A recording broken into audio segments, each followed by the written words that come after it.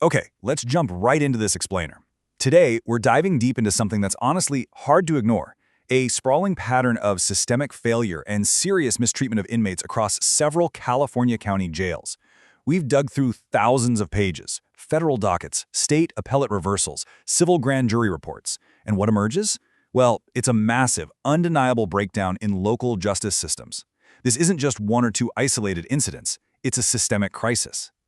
To really grasp the scale of this, we've got to look at Shasta County. A recent grand jury found their jail's mortality rate to be a staggering 3.7 deaths per year.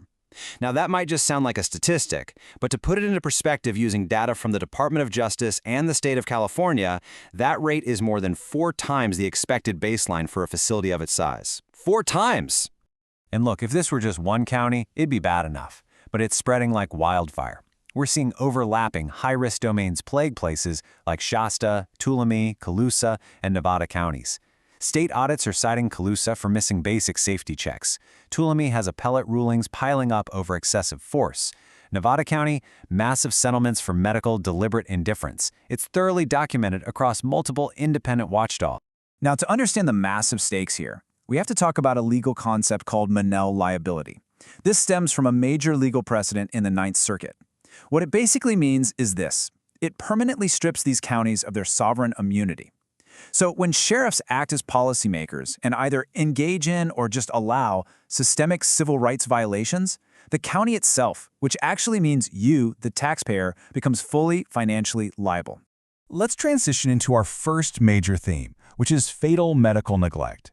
We're talking about a catastrophic breakdown when it comes to contracted jail healthcare providers.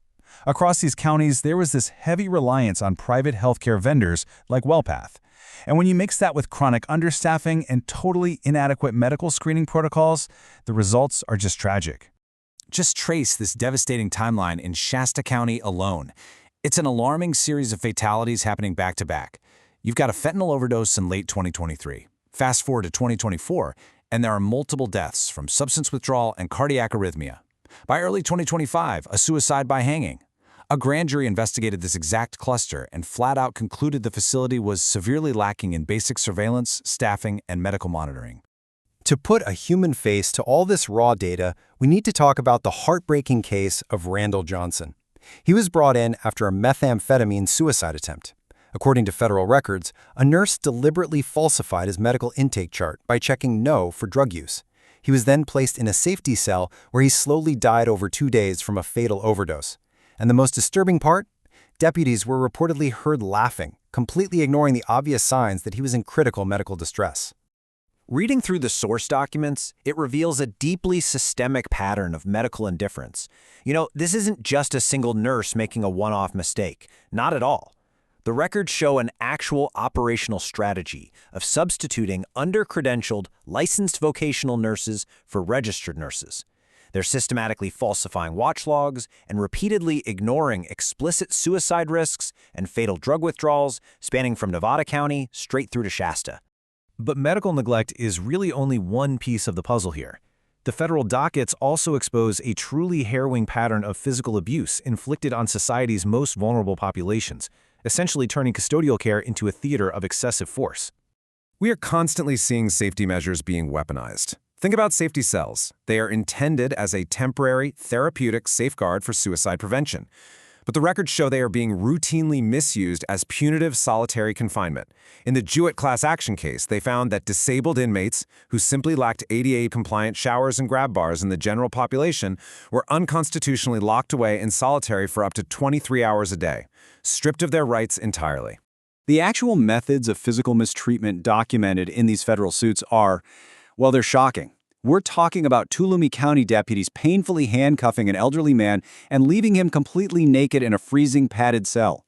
We're seeing deputies physically aggravating a pretrial detainee's recent spinal injuries, and perhaps most tragically, taking non-criminal mental health crises and escalating them into completely fatal force encounters. That brings us to this heartbreaking detail from the Thomas Barbosa case in Shasta County. Barbosa was a combat veteran suffering from PTSD-induced psychosis. His family called 911 just trying to get him some medical help. Instead of de-escalating the situation, it ended with a SWAT sniper shooting him from a distance, and then deputies deploying a canine into his vehicle to maul him while he was incapacitated and dying. That incident resulted in a $12 million wrongful death settlement. So, the absolutely crucial question here is, how on earth do these staggering abuses just continue unchecked? How does this happen right under the nose of local government without an immediate intervention? The answer lies in a deeply entrenched culture of concealment and retaliation. It seems administrators aggressively prioritize self-preservation over actual constitutional compliance. The records detail internal affairs files being purged. They show whistleblowers being fired just for refusing to sign fraudulent warrants. It is a chilling, systematic suppression of basic oversight. A prime example of this cover-up culture is found in the federal complaint about John Adana. According to the lawsuit, Shasta County deputies had a routine of placing large magnets over cell windows. Why? To literally blind the hallway security cameras while they used excessive force. This is the exact tactic allegedly used right before Adana died from severe blunt force trauma and a severed carotid artery. And when independent watchdogs actually try to audit these institutional failures, they are actively blocked. This was perfectly captured by a scathing rebuke from the Tuolumne County Civil Grand Jury. When they tried to investigate systemic failures, the county administration retaliated by starving them of office space, cutting their IT support, and denying them independent legal counsel. They basically resorted to retribution to shut them down.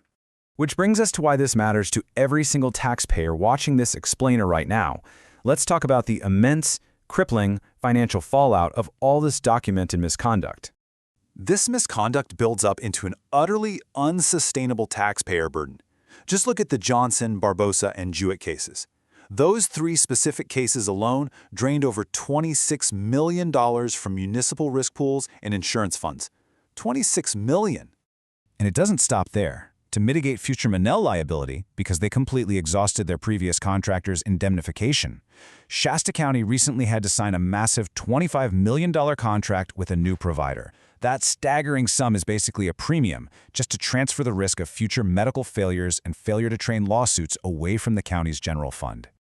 Ultimately, these investigations reveal a really vicious cycle in our rural justice systems.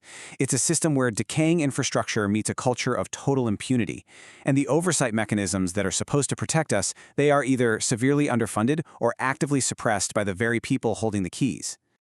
So I want to leave you with this final thought to consider. When safety cells are weaponized for punishment, when medical charts are straight up forged, and when our watchdogs are starved of the resources they need, what is the true cost? We aren't just paying for this in massive taxpayer settlements. We're paying for it in the tragic, preventable loss of human life and the deep, unconstitutional decay of the local systems that operate in our names. Thank you for joining me to unpack this explainer. Keep questioning and keep learning.